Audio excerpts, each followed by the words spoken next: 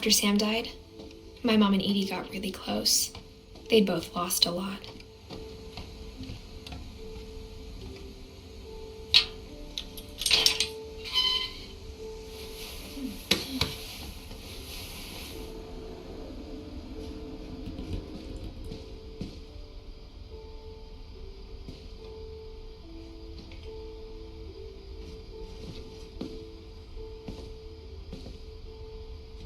I can't imagine my mom ever writing poetry, and yet...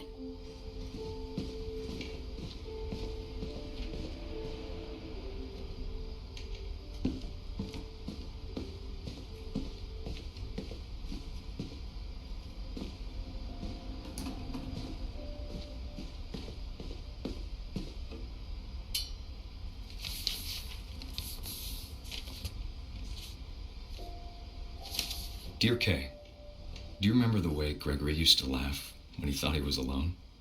Like something funny was happening, but only he could see it. I think he saw things the rest of us don't.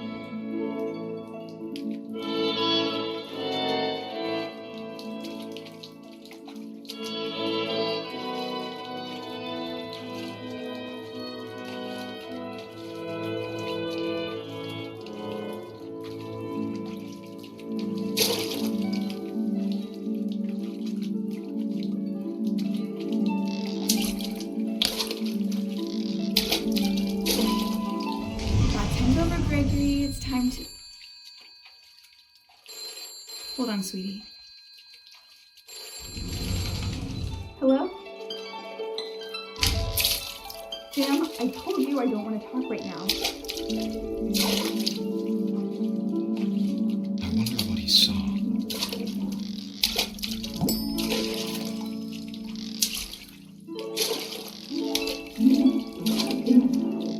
What his world was like.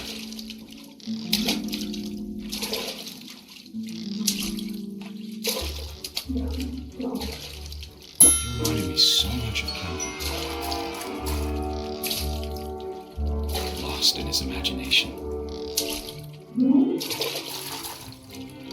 Whatever it was, he saw.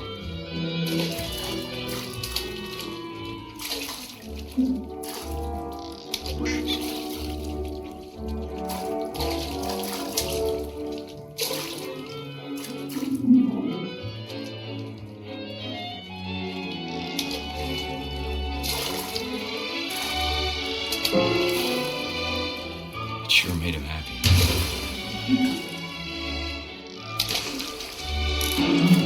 I know how silly it sounds.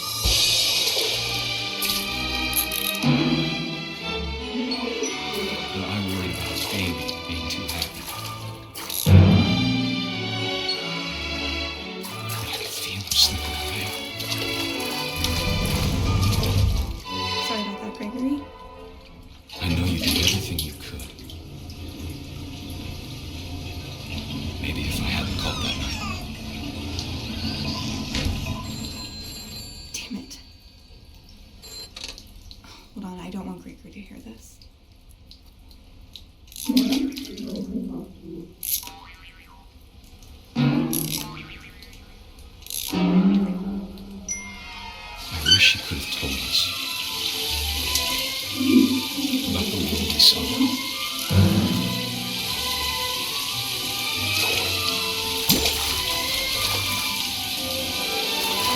There's so much I don't understand about Gregory,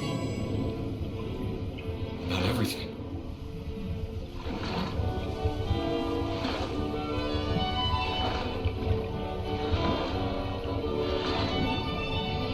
But I know what happened wasn't your fault.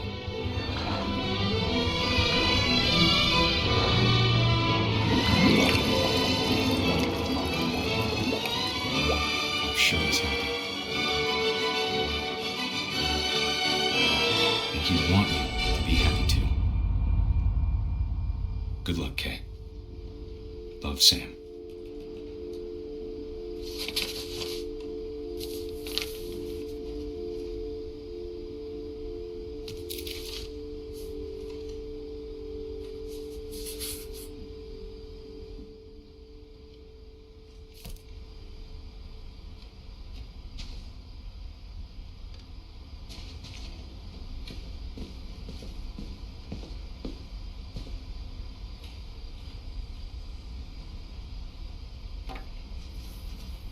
A poem for Gus, who always said the wedding was a bad idea.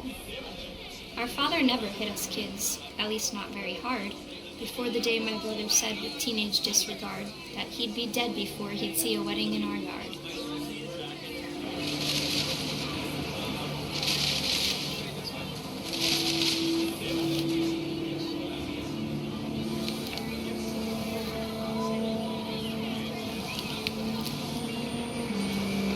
My father made him come, of course, but Gus stood far apart, just flew his kite and bottled up the storm inside his heart.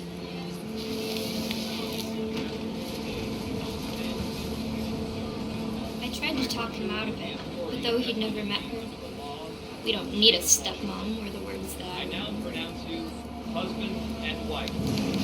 Make this bride.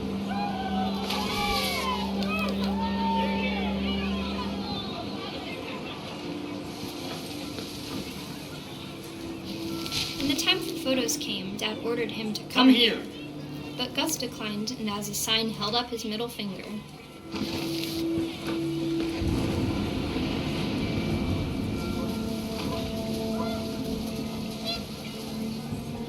The wind picked up and panicked geese appeared and quickly went. But all the humans did that day was go inside the tent.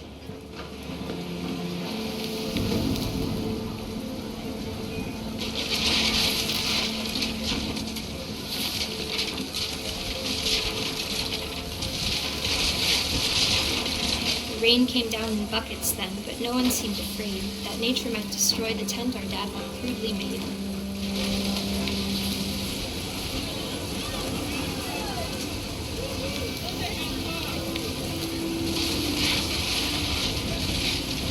The thunder sounded much too close and full of angry power, but all my father said to this was, "Make the music louder."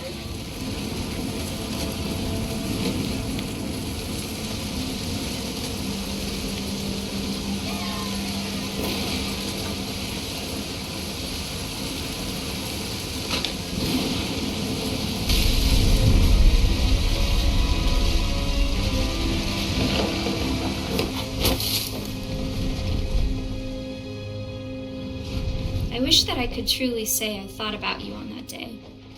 Out there on the beach alone, just you, the wind, the sea, and foam.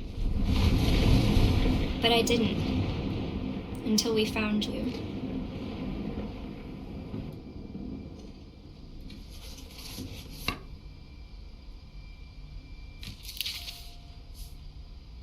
She never talked about him, but Mom told me once if I was a boy, they were going to name me Gus.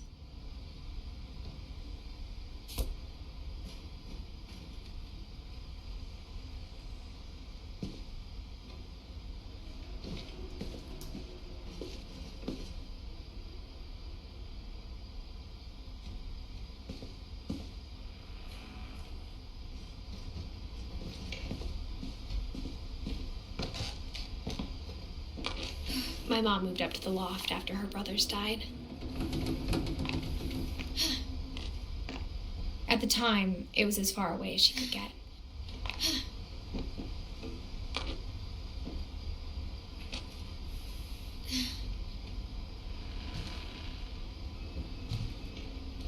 Religion was another thing my mom never talked about, but I think it helped her a lot after her dad died.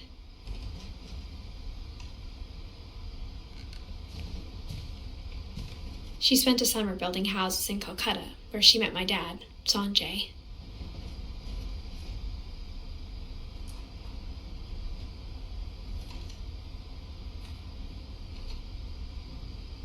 My mom moved to India a week after graduation and got a job teaching English. Lewis was born a year later.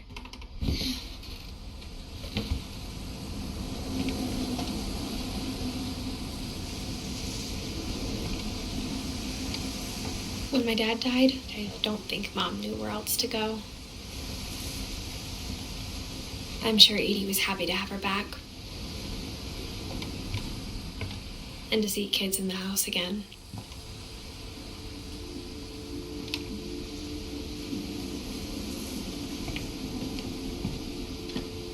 The house had to get a little bigger, but Edie was used to that. And for a while, things were good. Almost normal.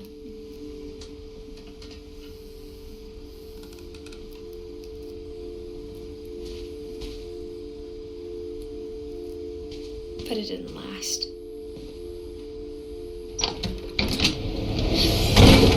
The beginning of the end was Milton's 10th birthday, when Edie gave him a castle.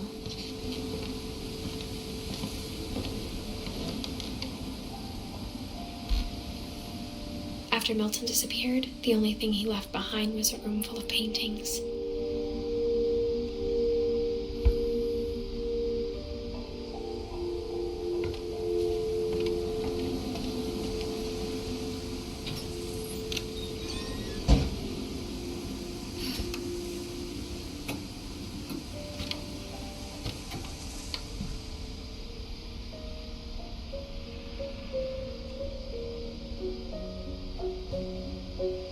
I think Edie was happy to finally have another painter in the family.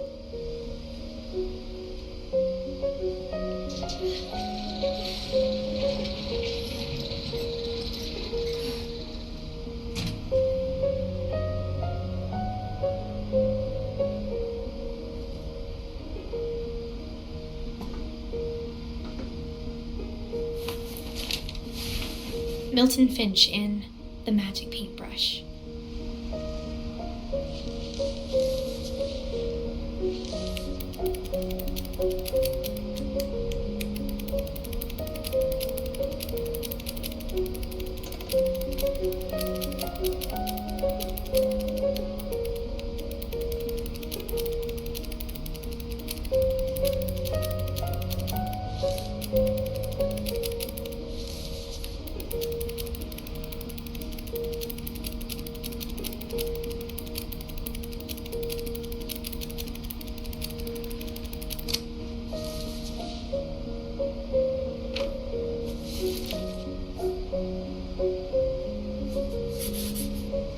I was 4 when Milton disappeared.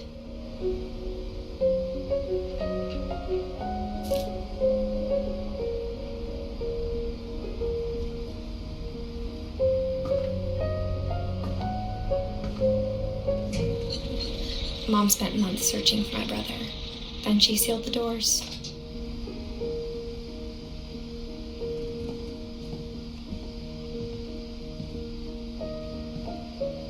Whatever Milton had found in the house, Mom didn't want it getting out.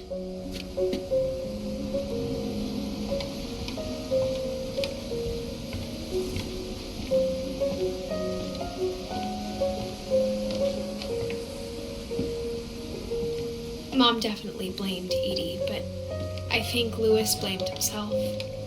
After he graduated, he just spent more and more time in his room, until Mom got him a job at the cannery.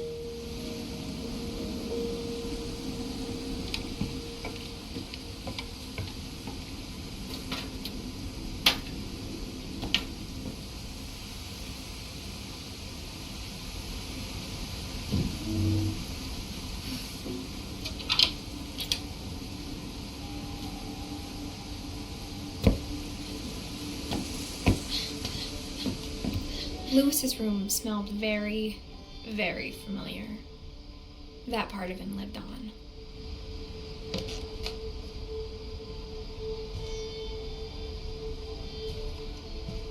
Lewis and I spent a lot of time playing games together, but he was surprisingly bad at them. He died a lot.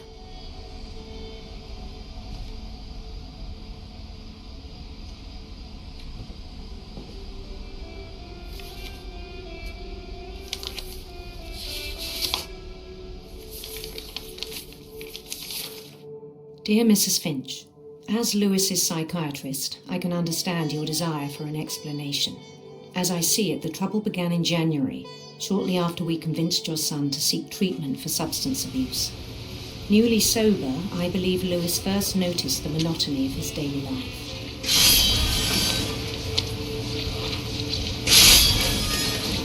He kept working at the cannery, but he withdrew part of himself. In our sessions, I saw the same behavior. His mind began to wonder. I asked him to describe it. He said he started small, imagining a labyrinth. He'd feel his way about. Then something moved. Bats and toads.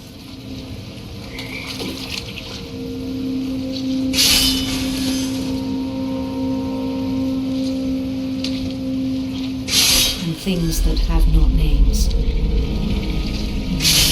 He knew it was all in his head. But he took it very seriously. I had hoped he'd find himself.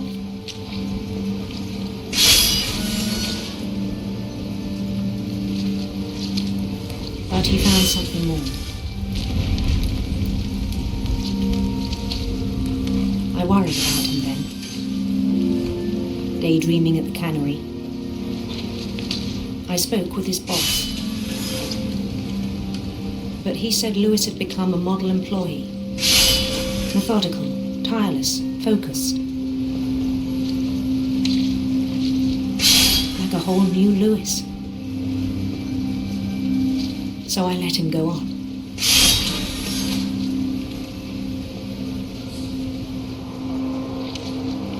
I even encouraged him.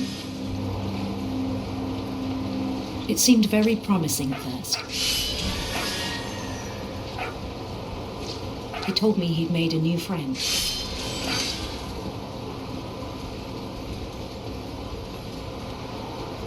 On the edge of a city he named Lewis. He built the city up slowly, brick by brick. Then he made musicians.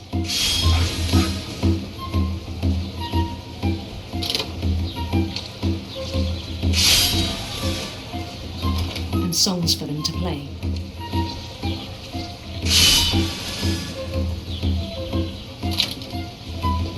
He talked about starting a band. And he was always humming something. Every day his imagination grew stronger.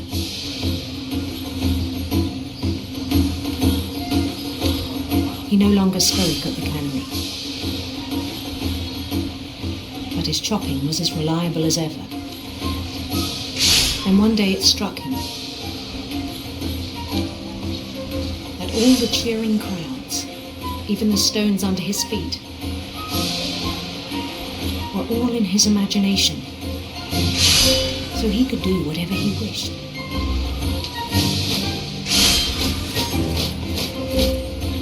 He held an election for mayor, and he won.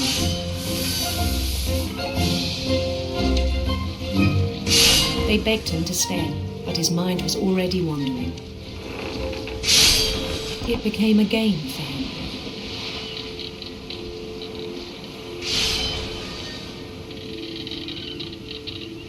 He'd conquer a city, then immediately push on.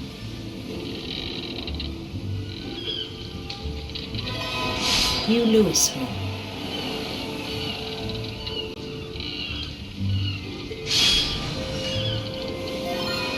St. Louis. He started drifting away from our reality.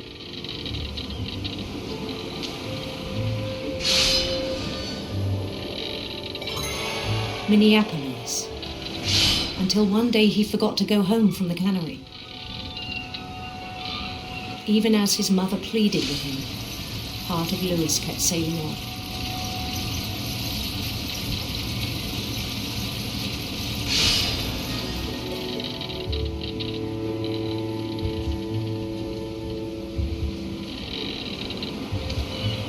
In Louisburg, he heard rumors of a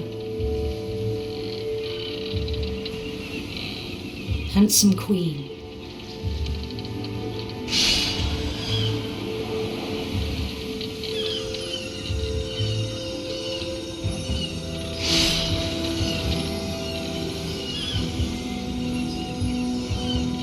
The Queen was on her own quest for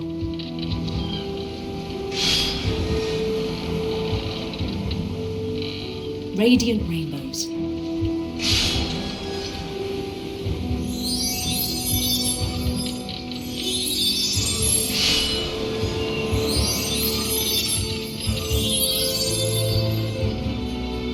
He followed the sound of her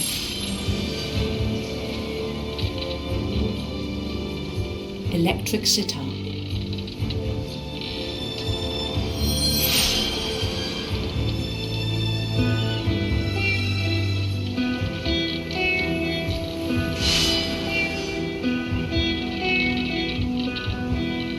His chase led him to a golden palace east of the sun and west of the moon. Even then, his logic remained sound.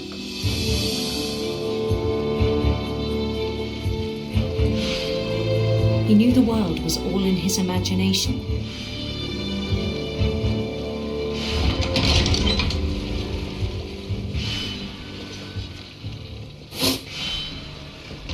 But he was so proud of having created it. In his own eyes, he'd become something greater than a king.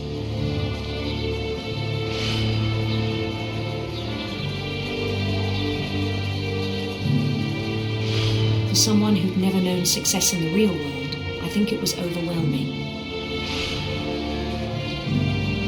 And then it struck him that the real Lewis was not the one chopping salmon, but the one climbing the steps of a golden palace.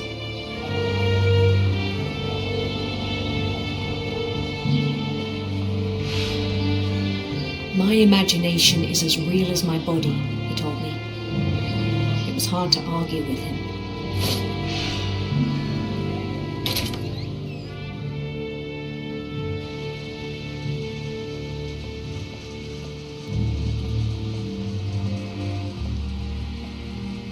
He began to forget the world we know.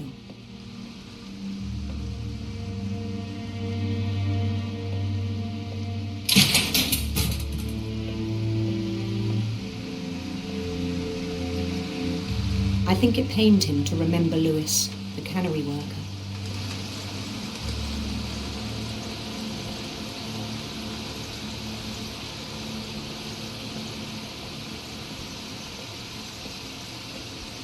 He began to despise the man with a royal contempt.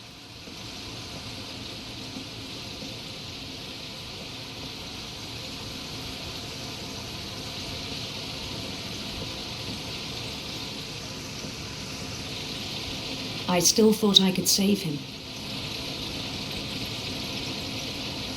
Even after he said he was being crowned king over all the lands of wonder.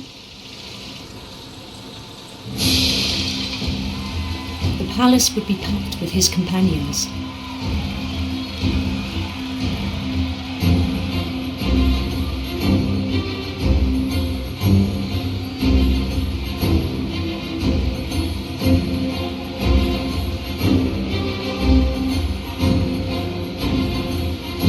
Including the wise Calico who'd insisted on advising him.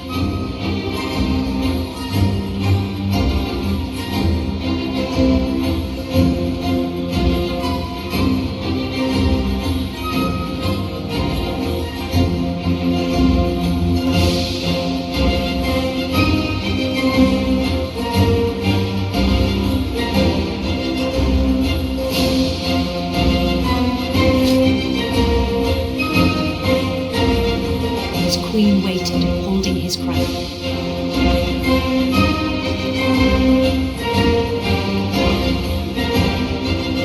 There was only one thing left to do.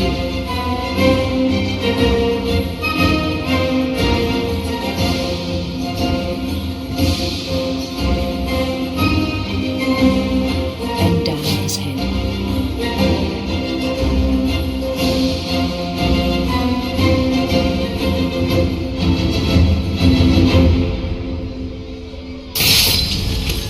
I think you know. Mrs. Finch, your son was a kind man who will be missed by all of us who knew him.